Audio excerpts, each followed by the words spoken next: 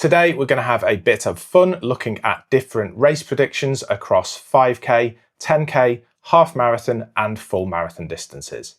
Race predictions are a bit of a hot potato in the running community, and Strava recently entered the party, adding their own race predictions for Strava premium users for them to gauge how you might perform on race day. I'm a Garmin watch wearer and they also offer their own race predictions, as does the running app RUNNA that I used in 2024 to train me to 2 marathons and a few other races along the way. As well as these, there are what feels like countless tools online for race predictions and methods such as the Regal and the Cameron methods. Today, I'm going to compare RUNNA, Garmin and Strava race predictions across 5k, 10k, half marathon and full marathon, which were all taken on the same day, the 24th of April 2025. But first, a bit about how these methods are calculated. Garmin uses its VO2 max estimate and my training history to provide target race times. It will give these generically, but if you add a specific race into your Garmin calendar, it will give you a prediction for that specific race based on specific environmental factors such as elevation, altitude, and the weather forecast. Strava is the newest, but provides the most detail on how it generates its race predictions. They use a person's historical Strava activity data, needing at least 20 run activities in a 24-week period, and updates these predictions after every run or after 3 days if no runs have been uploaded. They claim not to use any theoretical inputs like VO2 max, and they do use machine learning and use real activity data to predict race results. The system also leverages the performance of athletes with similar training histories, so estimated times are realistic based on what has been achieved by other users with similar capabilities. Times for each race distance are calculated independently, which is claimed to lead to greater precision. For example, an athlete training for a marathon, running more weekly volume and focusing on longer intervals, may see significant improvement in their half and full marathon predictions, but not see the equivalent improvement in predictions for the shorter distances, such as 5 and 10k. Similarly, an athlete focused on shorter distances, emphasizing speed and power in their training, may see more improvement in their 5 and 10k predictions than they do in the longer distances where those capabilities are less important. Usefully, they tell you that they are based on a flat course similar to a running track and do not consider variables such as terrain or altitude. RUNNA uses metrics the user has told the app, such as running ability, training schedule, and also data from their platform from runners like me.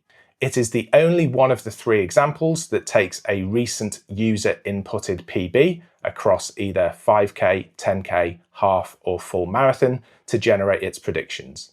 Also, it is the only one of the 3 that gives a current prediction as well as a prediction come race day at the end of your training block. I'll show you these, but for this video's comparison, across the different platforms, we will be using their current predictions. Also, as RUNNA required me to put in a recent PB to calculate my times, I used my most recent personal best of 19 minutes and 50 seconds for a 5k, which I achieved on the 18th of March 2025 at the Podium Festival 2. Before I get into the predictions, if you are enjoying this video and find it interesting, there are a lot more videos like this on the channel, so hit that subscribe button if you aren't already subscribed, and remember to like the video. So let's get into the predictions and go distance by distance, and just bear in mind these are my personal reactions and a gut feeling based on how realistic I think these are based on my running experience rather than anything scientific. Let's start with the 5k. This is my most run distance across my entire history as a runner.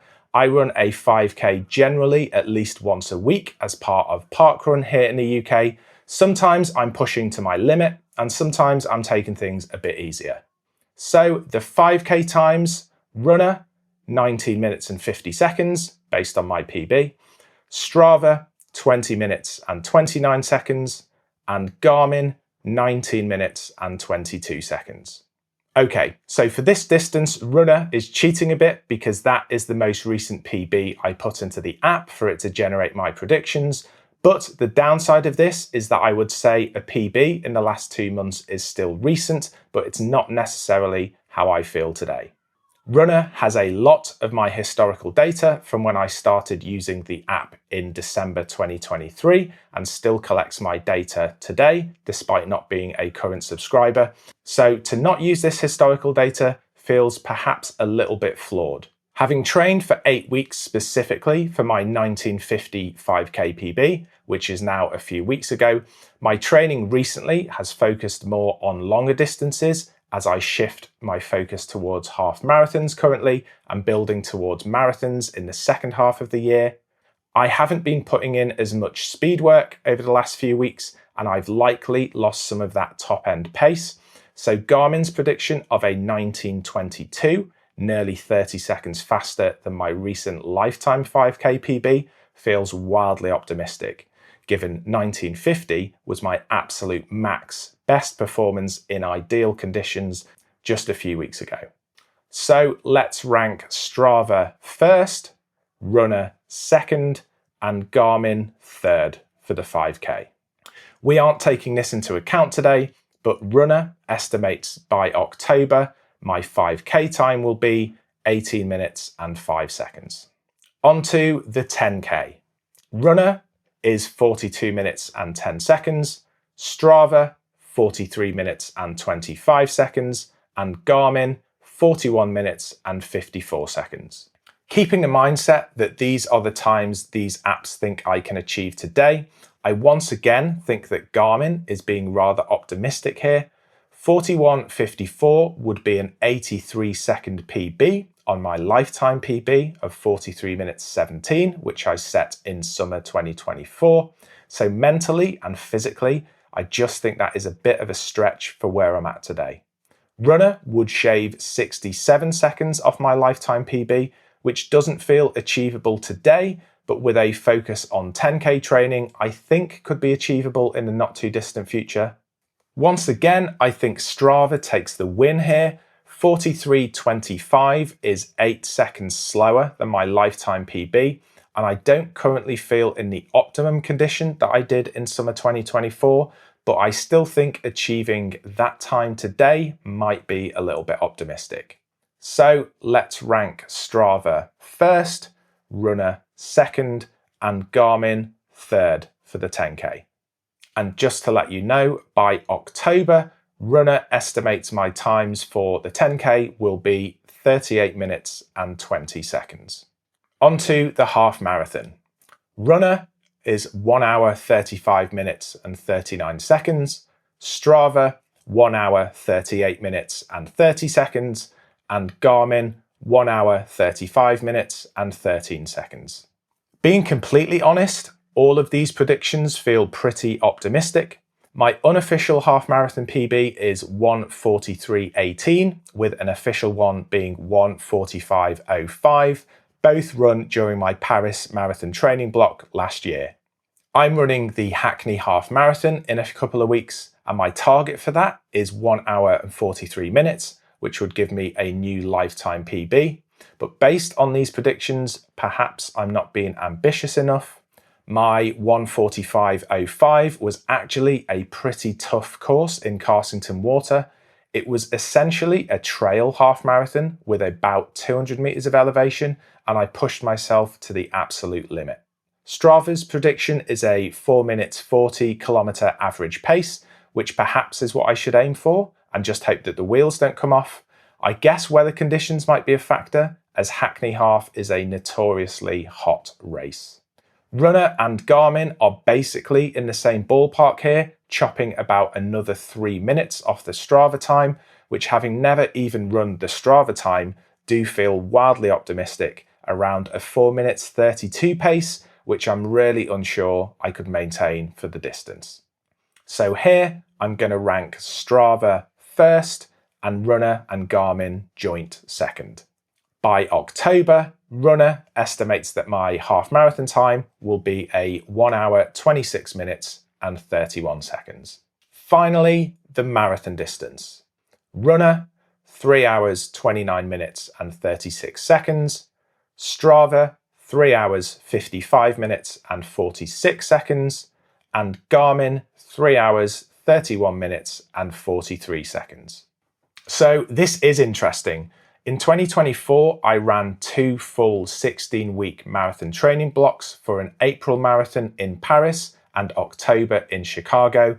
I used Runna as my training app for these marathons, and I've made quite a few videos about that experience. So if you want to watch them, I'll link a playlist in the description and also at the end of the video. But the TLDR of it is that the Runna predicted times for me, similar to the estimates here, of 3 hours, 29 minutes and 36 seconds, and I got nowhere near it on either occasion. So based on experience, I just don't think I'm running a time anywhere near the Runna or the Garmin estimates here. That's not to say I don't aspire to run those times in the future, but after 2 2024 marathon training blocks, my finishing times were 3 hours, 57 minutes and 40 seconds in Paris, and 3 hours, 56 minutes and 39 seconds in Chicago. With only that experience to go on, I have to once again give the top prize to Strava here with its 3 hours, 55 minutes and 46 seconds. This year, I hope to break the 3 hours 45 mark in Valencia in December, which would be an 11-minute plus PB. A 25-minute PB feels wildly optimistic, which is what Garmin and Runna are both suggesting. So the rankings for the marathon are Strava first, Garmin second, and Runna third. And just for completeness, by October, Runna predicts my marathon time will be a 3 hour, 8 minutes and 30 seconds. So it's a clean sweep for Strava, coming out top across all distances, with Runna in second place based on their current predictions and Garmin in third. So this has been just a bit of fun and just based on my gut feelings, based on my experience and where I'm currently at with my running. I'd be really interested to hear your views on your own race predictions, so let me know down in the comments. Remember to like and subscribe, and I'll see you next time. See ya.